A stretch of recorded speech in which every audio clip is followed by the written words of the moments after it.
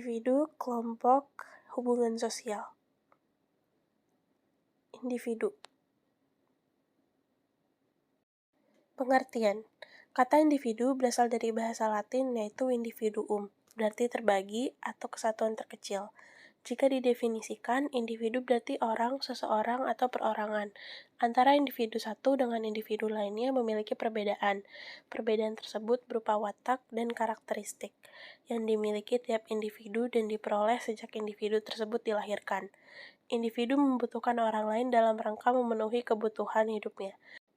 Individu senantiasa melakukan hubungan-hubungan sosial dengan individu yang lain dalam rangka memenuhi kebutuhan-kebutuhan hidupnya tersebut, maka terbentuklah kehidupan bersama yang disebut sebagai masyarakat. Ciri-ciri individu. Individu memiliki akal, pikiran, hasrat, dan keinginan, serta perasaan yang dapat menentukan action dari luar diri dan dari dalam diri individu. Individu mempunyai naluri bertahan hidup, mencapai kepuasan, dan lain sebagainya. Individu mempunyai jiwa raga yang mampu membedakan antara individu satu dengan lainnya. Individu mempunyai tingkah laku maupun perilaku yang unik atau khas yang dapat membedakan antara individu satu dengan individu lainnya. Alasan individu melakukan interaksi.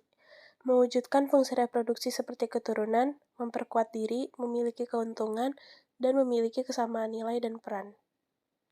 Selanjutnya, kita akan membahas mengenai kelompok. Kelompok adalah setiap kumpulan manusia yang memiliki pola interaksi yang terorganisir dan terjadi secara berulang-ulang. Hakikat keberadaan kelompok sosial bukanlah terletak pada dekatnya jarak fisik, melainkan pada kesadaran untuk berinteraksi. Hasrat dan syarat kelompok. Hasrat manusia yang dibawa sejak lahir yaitu keinginan untuk menjadi satu dengan manusia lain di sekelilingnya, keinginan untuk menjadi satu dengan lingkungan alamnya, dan keinginan manusia untuk bersistem dan berproses. Syarat-syarat kelompok yang pertama, memiliki kesadaran sebagai bagian dari kelompok yang bersangkutan.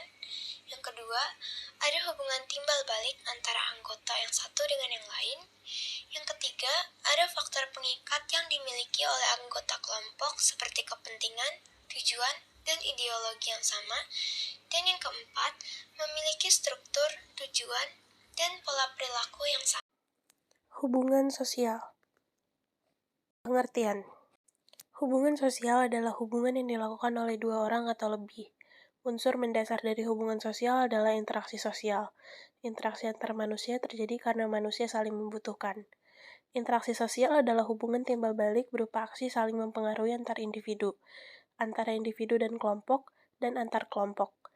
Dalam hubungan tersebut, individu atau kelompok bekerja sama atau berkonflik, melakukan interaksi baik formal maupun informal, baik langsung maupun tidak langsung.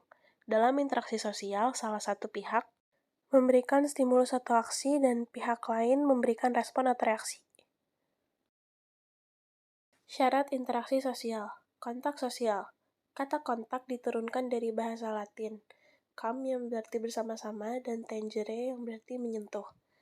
Kontak sosial dapat bersifat positif, yaitu kerjasama, atau negatif, pertentangan atau konflik. Kontak sosial dapat bersifat primer atau sekunder. Komunikasi. Komunikasi adalah pengiriman dan penerimaan pesan atau berita antara dua orang atau lebih sehingga pesan yang dimaksud dapat dipahami. 5 unsur pokok dalam komunikasi yaitu komunikator, komunikan, pesan, media, efek. Tokoh interaksi sosial, Herbert Blumer. Bertindak, act, sesuai, think, makna, meaning. Seseorang bertindak terhadap sesuatu berdasarkan arti sesuatu itu bagi dirinya. Contohnya, tindakan masyarakat Hindu terhadap sapi berbeda dengan tindakan masyarakat Muslim terhadap sapi, karena makna sapi berbeda bagi kedua masyarakat tersebut. Sapi merupakan hewan suci bagi masyarakat Hindu, tetapi tidak demikian bagi masyarakat Muslim. Yang kedua, ada Erving Goffman. Menurut Goffman, dalam setiap interaksi, ada individu yang membuat pernyataan atau expression, dan ada individu lain yang memperoleh kesan atau impression. Goffman menyebut usaha ini sebagai pengaturan kesan atau impression management. Ada faktor pendorong interaksi sosial. Yang pertama adalah imitasi, yang merupakan tindakan meniru orang lain sebagian. Imitasi dapat dilakukan dalam bermacam-macam bentuk, misalnya gaya bicara, tingkah laku, adat dan kebiasaan, pola pikir, serta apa saja yang dimiliki atau dilakukan oleh seseorang. Yang kedua ada sugesti, yang merupakan tindakan mempengaruhi orang lain. Seseorang memberi pandangan atau pernyataan sikap yang dianutnya dan diterima oleh orang lain. Dan yang ketiga ada identifikasi, yang merupakan kecenderungan atau keinginan seseorang untuk menjadi sama dengan orang lain dengan meniru secara keseluruhan. Dan yang keempat ada simpati, yang merupakan kondisi ketertarikan seseorang kepada orang lain, di mana seseorang menempatkan dirinya dalam keadaan orang lain dan merasakan apa yang dialami, dipikirkan, atau dirasakan orang lain. Dan yang kelima ada empati, yang merupakan simpati mendalam yang dapat mempengaruhi kondisi fisik dan jiwa seseorang. Dan yang terakhir ada motivasi, yang merupakan suatu dorongan untuk melakukan sesuatu. Pendekatan dan perenggangan hubungan dalam interaksi sosial. Dalam interaksi sosial, tahap pendekatan terdiri dari proses memulai, menjajaki, meningkatkan, menyatupadukan, dan mempertalikan. Sementara itu, tahap perenggangan terdiri dari proses membeda-bedakan, membatasi, memacetkan, menghindari, dan memutuskan. Bentuk interaksi sosial. Jenis proses sosial. Berdasarkan pendapat Gilin, ada dua macam dari proses sosial dengan timbul dari akibat adanya interaksi sosial, yaitu proses asosiatif atau bersekutu, process of association, yang mengarah pada persatuan atau integrasi sosial, proses disosiatif atau memisahkan, process of dissociation, yang menuju pada cara melawan seseorang atau sekelompok orang demi meraih tujuan tertentu. Langsung aja nih kita bahas mengenai bentuk-bentuk proses asosiatif. Yang pertama ada kerjasama atau cooperation. Kerjasama adalah suatu usaha bersama antar individu ataupun kelompok untuk mencapai kepentingan dan tujuan yang serupa, serta menyadarinya bermanfaat untuk dirinya atau orang lain. Kerjasama berorientasi antara individu terhadap kelompok atau in-group dan individu terhadap kelompok lainnya atau out-group. Bentuk-bentuk kerjasama berdasarkan pelaksanaannya. Yang pertama ada kerukunan atau gotong royong, yang merupakan kerjasama yang biasanya digunakan di daerah pedesaan. Yang kedua ada bargaining, yang merupakan kerjasama di bidang perekonomian. Kerjasama yang dilaksanakan atas dasar perjanjian mengenai pertukaran barang dan jasa antara dua organisasi atau lebih, serta punya prinsip keadilan yang sangat ditekankan. Yang ketiga ada kooptasi atau kerjasama di bidang kepemimpinan, yaitu prosedur penerimaan unsur-unsur baru di kepemimpinan dan pelaksanaan ketatanegaraan organisasi sebagai satu-satunya tips untuk menghindari adanya konflik yang dapat mengguncang organisasi. Yang keempat ada koalisi atau kerjasama di bidang politik, adalah kombinasi antara dua organisasi atau lebih yang mempunyai tujuan yang sama. Dan yang terakhir adalah joint venture atau kerjasama di bidang bisnis, adalah bentuk kerjasama dalam perusahaan proyek khusus yang memiliki jangka waktu tertentu, seperti pengeboran minyak dan juga perhotelan. Akomodasi atau accommodation. Akomodasi adalah suatu proses penyesuaian diri individu atau kelompok manusia dengan semula saling bertentangan untuk upaya mengatasi ketegangan. Akomodasi berarti adanya keseimbangan interaksi sosial dengan norma dan nilai yang ada dalam masyarakat. Akomodasi seringkali merupakan cara yang mengacu pada usaha manusia meredakan pertentangan sehingga terbentuk harmonisasi. Bentuk akomodasi. Koersi. Koersi adalah bentuk dari akomodasi yang berlangsung karena paksaan kehendak suatu pihak terhadap pihak lain yang lemah dengan didominasi suatu kelompok. Contoh koersi sebagai berikut. Kompromi. Kompromi adalah bentuk dari akomodasi yang pihak-pihak terlibat perselisihan saling meredakan tuntutan sehingga tercapai suatu penyelesaian. Sikap dasar kompromi adalah semua pihak bersedia merasakan dan memahami keadaan pihak lain. Contohnya, pekerja dan atasan, dosen dan mahasiswa. Ketiga ada arbitrase. Arbitrase adalah bentuk akomodasi yang terjadi apabila terdapat pihak-pihak yang berselisih tidak sanggup mencapai kompromi sendiri. Maka dari itu, diundanglah kelompok ketiga yang tidak berat sebelah atau netral untuk mengusahakan penyelesaian. Pihak ketiga membantu meredakan pertentangan dan memiliki kedudukan yang lebih tinggi, serta dapat memberikan keputusan yang benar ataupun yang salah. Contohnya, seorang guru yang melerai murid-murid yang sedang bertengkar dan memutuskan siapakah yang bersalah dan harus meminta maaf. Yang keempat ada mediasi. Mediasi adalah bentuk akomodasi di mana pihak ketiga berperan sebagai penengah atau juru damai. Keputusan berdamai tergantung kepada pihak-pihak yang bertikai. Contohnya, seorang sahabat yang berperan sebagai mediator saat terjadi pertikaian antara kedua sahabatnya.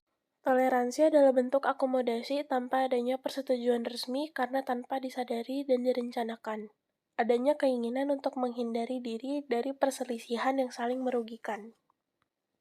Adjudikasi. Adjudikasi adalah bentuk akomodasi yang melibatkan pihak pengadilan untuk menyelesaikan konflik. Kedua pihak biasanya lebih memilih pengadilan sebagai pihak ketiga karena adanya sidang yang akan memberikan jawaban tentang konflik yang terjadi. Contohnya, panitia tetap penyelesaian masalah ketenagakerjaan mengundang perusahaan dan wakil karyawan untuk menyelesaikan masalah. Dan yang terakhir ada segregasi atau segregation. Segregasi adalah bentuk akomodasi yang dilakukan kedua pihak dengan saling menghindari konflik antara kedua belah pihak. Sikap saling menghindari konflik ini bertujuan agar antara kedua pihak tidak terjadi konflik yang berkelanjutan. Segregasi ini dulu dilakukan oleh warga kulit putih dengan warga kulit hitam semasa masih ada politik apartheid. Bentuk proses asosiatif yang selanjutnya ada asimilasi atau assimilation. Asimilasi adalah usaha-usaha untuk meredakan perbedaan antar individu atau antar kelompok guna mencapai suatu kesepakatan berdasarkan kepentingan dan tujuan-tujuan bersama. Asimilasi bisa diartikan sebagai pembauran dua unsur sosial yang berbeda akan menghasilkan suatu unsur yang baru. Contoh dari asimilasi yaitu pasangan yang beragama Katolik dan beragama Buddha yang akhirnya memutuskan untuk menikah dengan mengganti agama mereka menjadi agama Islam. Akulturasi. Akulturasi adalah proses penerimaan dan pengolahan unsur-unsur kebudayaan asing menjadi bagian dari kultur suatu kelompok, tanpa menghilangkan kepribadian kebudayaan asli. Akulturasi merupakan hasil dari perpaduan kedua kebudayaan dalam waktu lama. Dua kebudayaan berbeda membentuk sebuah kebudayaan baru dengan tidak menghilangkan ciri masing-masing kebudayaan. Berikut terdapat contoh Hari Raya Imlek dan Hari Natal. Paternalisme. Paternalisme adalah sebagai penguasaan kelompok pendatang terhadap kelompok pribumi.